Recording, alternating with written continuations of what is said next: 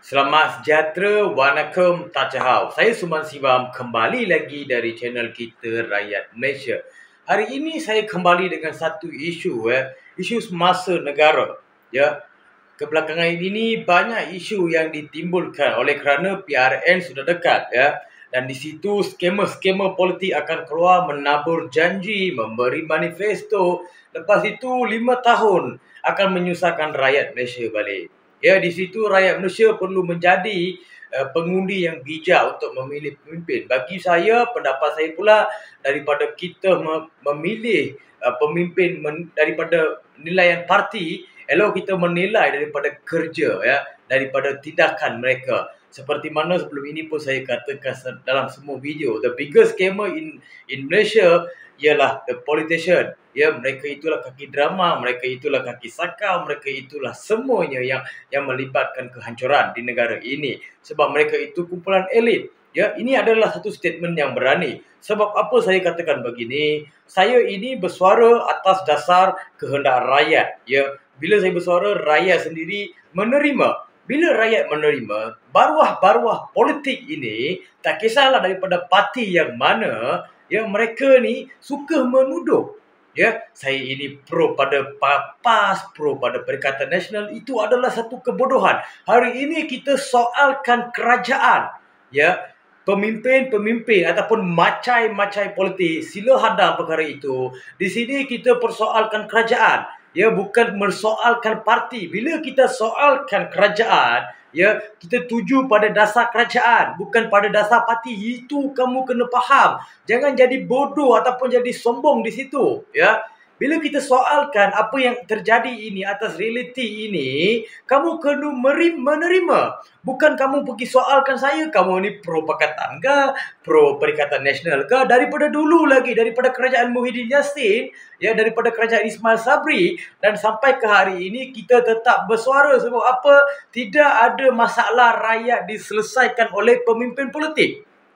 Di situ rakyat kena faham. Jangan soalkan perkara-perkara yang tak ada kaitan. Kita soalkan isu itu, elok kamu fokuskan pada isu itu berkaitan dengan kenaikan harga barang, OPR, ringgit naik. Bila kita soalkan benda itu, mereka tak boleh terima. Bila kita lihat, kita bukan bodoh. Rakyat Malaysia di sini bukan keseluruhannya bodoh ataupun keseluruhannya bermain politik. Bila kita lihat hari itu isu Felda itu dibangkitkan, kamu nak tipu siapa? Sebagai seorang pemimpin yang bernilai di negara ini, yang ada kuasa, kenapa nak menipu? Itu yang kita soalkan. Di manakah etika politik? Di manakah yang kamu canangkan setiap pagi malam berkaitan dengan integriti? Sebab apa? Di Malaysia ini ada handset parlimen di Google. Di situ kita boleh tengok apa yang telah dibuat oleh kerajaan-kerajaan lepas, kerajaan-kerajaan sebelum-sebelum ini. Kita tidak perlu satu kerajaan yang claim kredit seperti kerajaan skema. Itu yang saya nyatakan, itu yang saya bagi pendapat. Kamu jangan alihkan isu ini ke arah kepartian. Saya bukan orang politik, saudara-saudari. Di sini saya bukan orang politik. Bila kita soalkan kerajaan, mereka ingat kita ini pro pada politik. Kepala otak kau. Kita soalan kerajaan, itu dasar kerajaan berkaitan dengan ekonomi atau masalah rakyat, masalah sosial, masalah geopolitik, masalah-masalah yang rakyat hadapi berkaitan dengan tekanan-tekanan yang kerajaan buat. Di situ kamu kena faham. Dan hari ini kita lihat IMF sudah masuk ke Malaysia, memberi idea-idea mereka kepada ekonomi negara. Itu tidak ada nilai sebenarnya, sebab kita di sini ada pakar ekonomi, kita ada pakar formula. Mengapa kita perlu membawa IMF untuk memberi kita nasihat ekonomi? Itu soalan. Kamu kena faham. Tak kisahlah kamu ini daripada kerajaan ataupun pembangkang. Saya tak kisah kamu daripada parti mana. Hari ini yang tercetus adalah gelombang rakyat, bukan gelombang parti. Sebab di sini rakyat telah merasai. Sebelum ini kita ada dalam situasi pandemik. Kesusahan ataupun tekanan masa itu semuanya hadapi. Dan bila kita dah selesai dan kita keluar daripada pandemik COVID-19, masalah ini menjadi lebih rumit. Bila menjadi lebih rumit, rakyat akan persoalkan. Rakyat akan menanya pada kerajaan yang sedia ada. Kamu kena faham. Ini bukan soal parti. Kamu punya parti kamu simpan dalam tong sampah. Tidak ada kaitan. Ini adalah berkaitan dasar ekonomi negara, kerajaan. Yang kita sayangkan negara, kita soalkan dalam perlembagaan, kita soalkan dalam segi akta-akta di Malaysia, kita bukan soalkan parti. Ya, siapa yang memerintah, dialah yang perlu jawab. Itu yang rakyat soalkan. Kenapa kamu pergi ke kepartian? Dan sebelum ini saya ada buat satu laporan berkaitan dengan saudara di Jelebu, iaitu UMNO di Jelebu, di bahagian Jelebu. Ya, mereka banyak cerita pasal kebaikan ataupun memburukkan kerajaan sebelum ini, memburukkan parti pembangkang. Saya di sini berdiri ataupun bercakap menuntut kepada mereka menyenaraikan apa yang telah mereka lakukan di Jelebu. Itu sahaja. Ya, menyenaraikan sampai tahap warga negara China merembat ataupun tibai kita punya nadir bumi, ya, mereka tidak bersuara. Hari ini kecoh. Ya, sebelum PRU lain ceritanya, selepas PRU lain ceritanya. Ya, itu yang kita tidak mahu. Kita tidak mahu satu politician yang menjadi scammer kepada rakyat. Janji entah apa-apa, buat entah apa-apa. Kita tidak mahu. Kita mahukan perubahan. Itu disebabkan ada Madani. Madani adalah peradaban. Bila dah ada peradaban, kita perlukan satu sistem yang baru. Dari segi penamaan kita sudah berubah. Tetapi daripada segi dasar, kita tetap sama. Tak susah soalkan pasal rasis ataupun bangsa.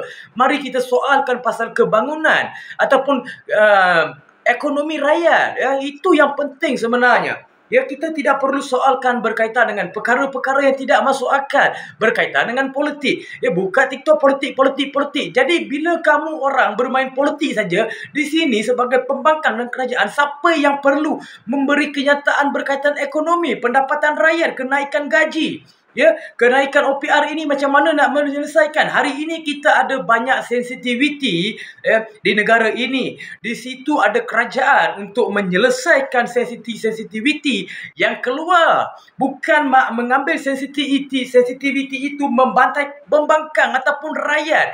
Ya, dalam soal politik negara ini, kamu dulu semuanya berkawan, tetapi bila kamu jadi berlawan, rakyat jadi mangsa kepada kamu. Tidak adil sebenarnya. Kita mahukan satu kepimpinan keberanian seperti Tun Dr. Mahathir. Kita perlukan satu keberanian macam tu. Kita tidak mahukan satu kerajaan yang pandai berpidato, pandai berkata-kata, pandai berkata sastra, berpidato, cerakin. Semua kita tidak mahu. Kita mahukan keberanian dalam kepimpinan kerajaan sedia ada ataupun yang akan datang.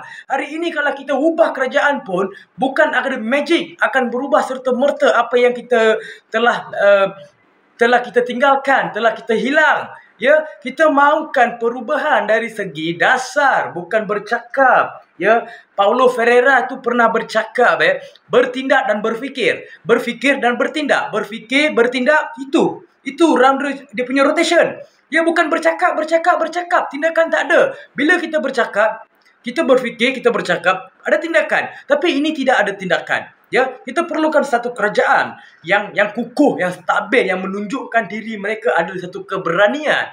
Ya, jangan soalkan benda-benda yang tak ada kaitan dengan rakyat.